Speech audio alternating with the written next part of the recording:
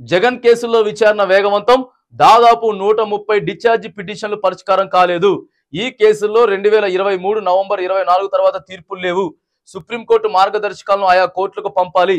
రిజిస్ట్రీని ఆదేశించినటువంటి Telangana high court ధర్మాసనం. Right, ఇక చూడండి, ఇక జగన్ కేసుల్లో విచారణ వేగవంతం చేయాలి.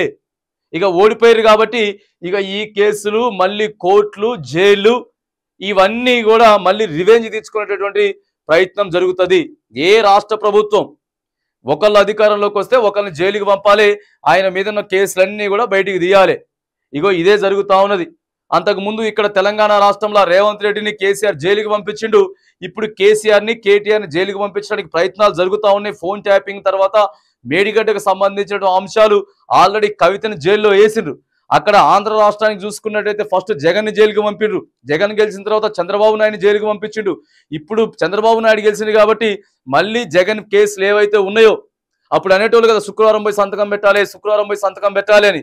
ఇగో మళ్ళీ అదే ప్రయత్నం జరుగుతూ ఉన్నది. ఇగో ఈ కక్ష సాధింపులే జరుగుతూ ఉన్నాయి.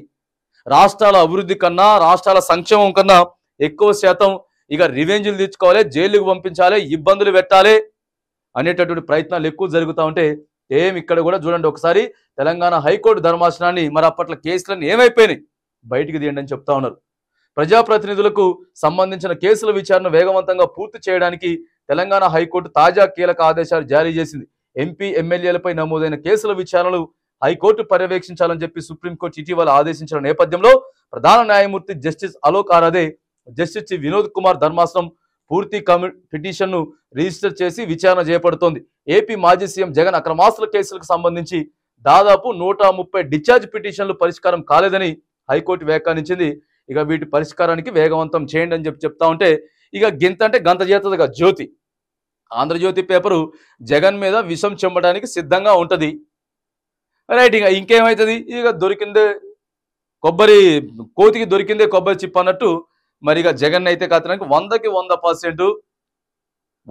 100% జగన్ని ఇబ్బంది పెట్టే ప్రక్రియ, జగన్ కేసులు తోడి జగన్ని ఆగవాగం చేసేటటువంటి ఇక ప్రణాళిక మ్యాప్ మాత్రం 100కి 100% సిద్ధమవుతా ఉన్నది.